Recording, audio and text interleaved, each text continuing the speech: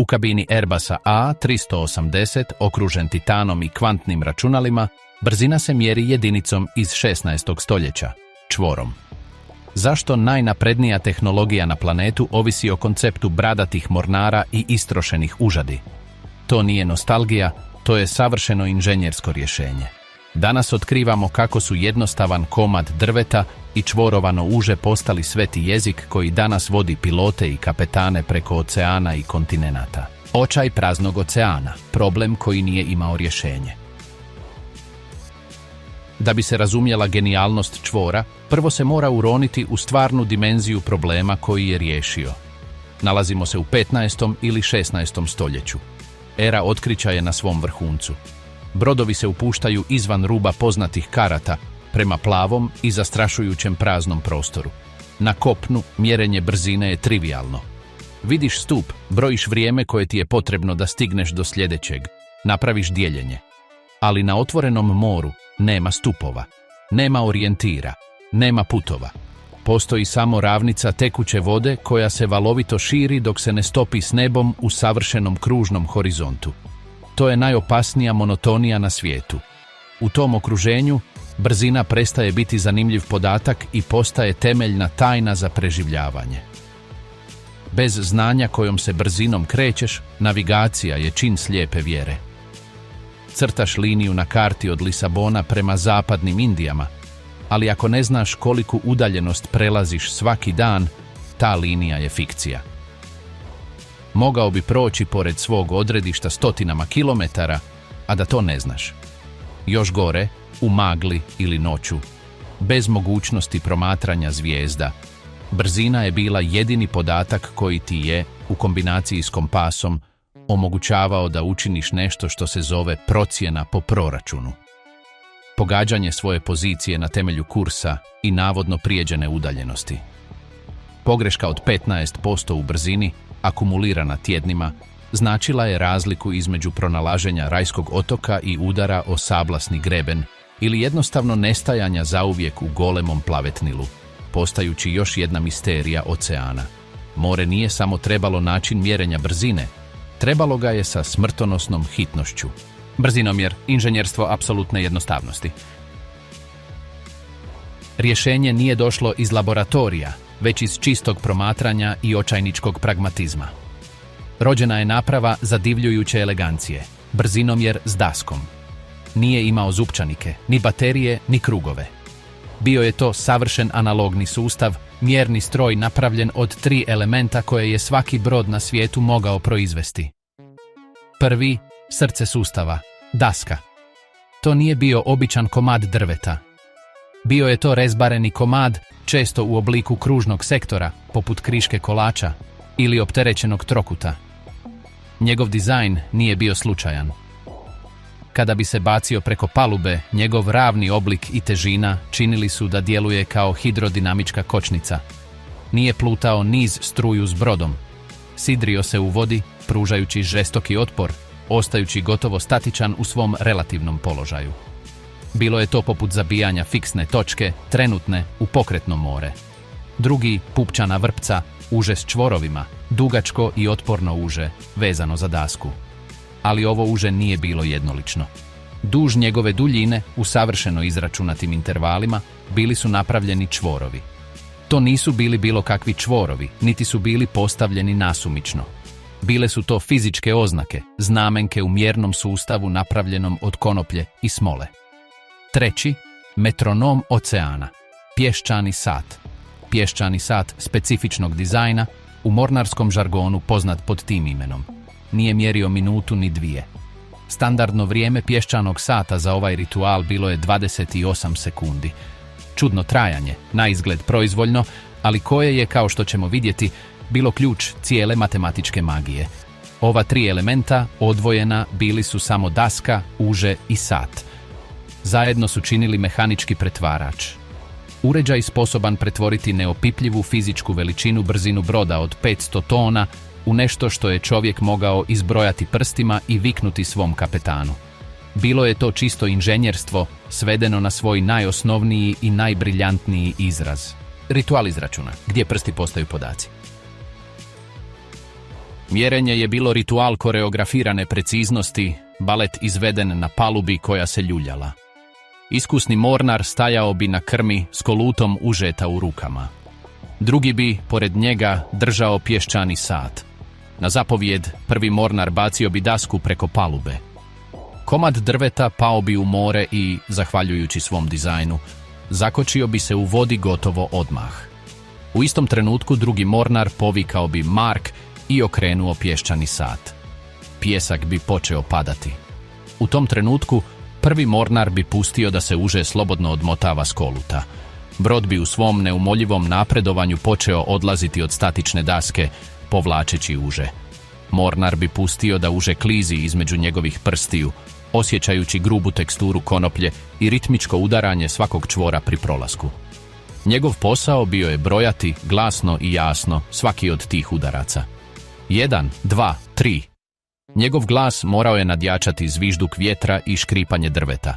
Drugi mornar nadzirao je protok pijeska kao da mu život ovisi o tome, što je često i bio slučaj. Kada bi i posljednje zrno pijeska palo na dno, ponovno bi povikao Mark. U tom trenutku vrijeme bi se zamrznulo. Broj čvorova koji su prošli kroz prste prvog mornara tijekom tih točno 28 sekundi bio je odgovor. Ako je prošlo 8 čvorova, brod je išao 8 čvorova. Termin je rođen doslovno iz brojanja čvorova. Ali ovdje je trik matematičke magije. Udaljenost između svakog čvora na užetu nije bila 1 metar, niti bilo kojih 10 stopa. Bila je kalibrirana s nevjerojatnom preciznošću, točno 47 stopa i 3 inča, što odgovara otprilike 14,4 metra. Zašto ova tako specifična mjera? Zato što je u kombinaciji s vremenom pješčanog sata, 28 sekundi, omjer davao izravan rezultat. Ako bi brod prešao udaljenost jednog čvora u vremenu koje je bilo potrebno pješčanom satu da se isprazni, njegova brzina bila je 1 nautička milja na sat. Svaki izbrojani čvor odgovarao je 1 nautičkoj milji na sat. Sustav je bio integrirani analogni kalkulator. Nisu bila potrebna dijeljenja niti množenja. Sirovo brojanje bilo je brzina. Pretvorili su problem fizike i izračuna u jednostavnu vježbu brojanja. Nautička milja, mjera koja je rođena iz okrugle zemlje. To nas dovodi do srži svega, do koncepta koji zauvijek odvaja čvor od kilometra na sat i daje mu njegov vječni razlog postojanja. Nautička milja. Kilometar je proizvoljna udaljenost.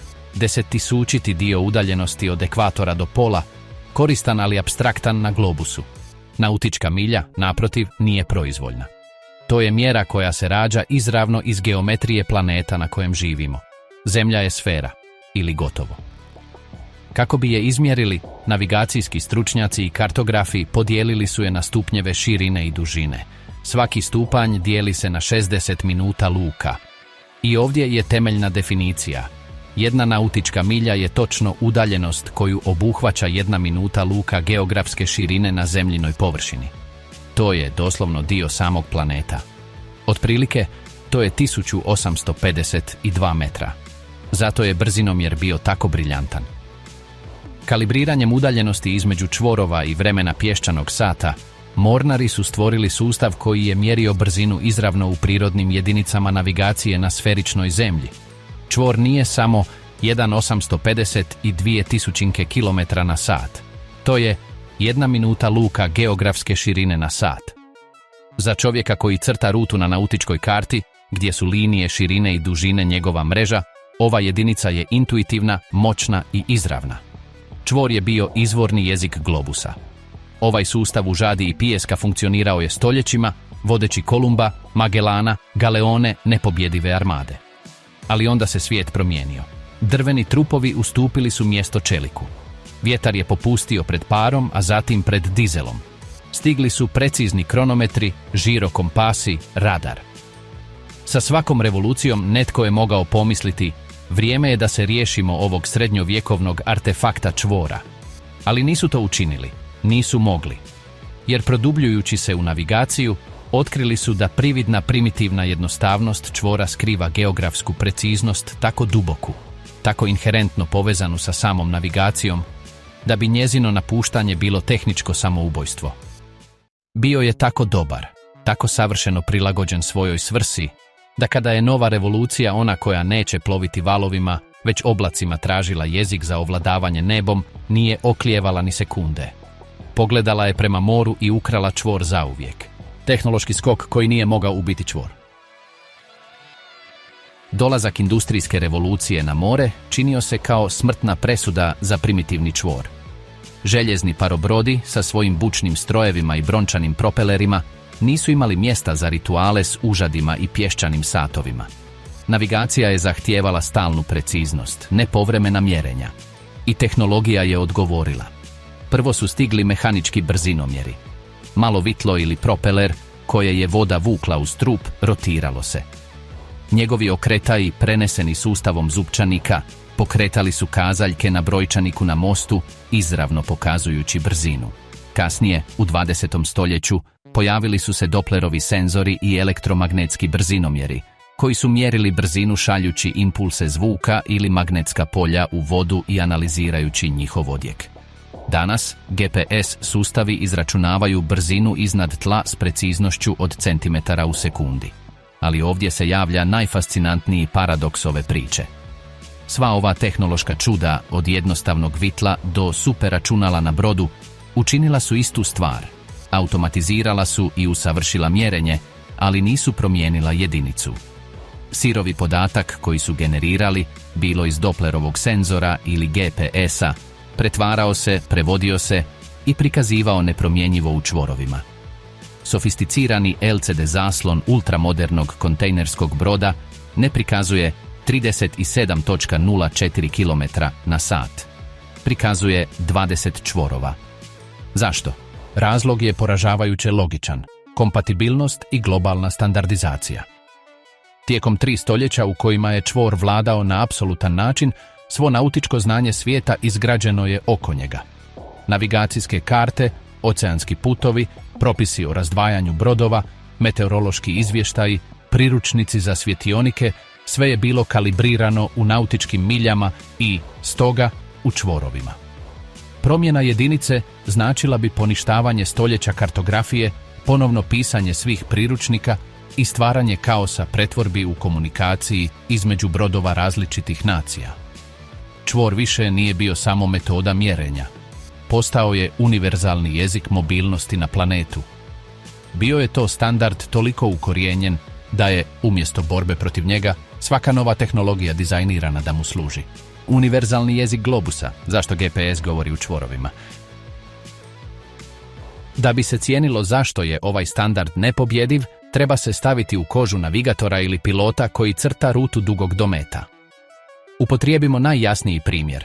Let od Madrida do New Yorka ili putovanje brodom od Lisabona do Rio de Janeira.